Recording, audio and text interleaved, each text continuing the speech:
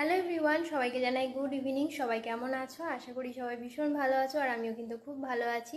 তো সকাল থেকে সেভাবে কোনো তোমাদের সঙ্গে ভিডিও শেয়ার করা হয়নি, শরীরটা একটু খারাপ ছিল।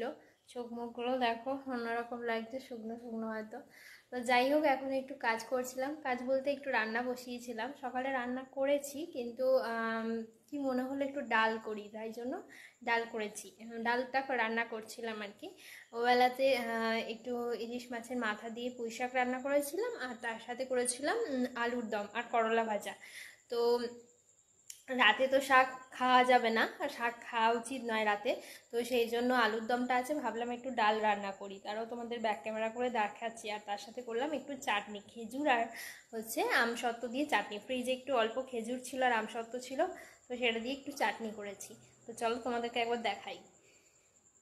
তো এই দেখো, একটু ডাল রান্না করলাম, অল্প করে মুগ ডাল, আর তার সাথে সকালের এই যে তরকারি রয়েছে, আলুর দম রয়েছে।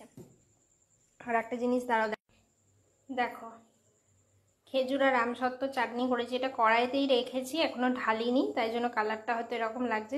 কিছুই দিইনি, জাস্ট চিনির রসটা করে সেটার মধ্যে একটু খেজুর আর আমসত্ত্ব দিয়েছি, এটাই রান্না করছি। তো তোমরা সবাই এখন কি করছো কমেন্ট করে জানিও। তো চলো এখন সবাইকে টাটা।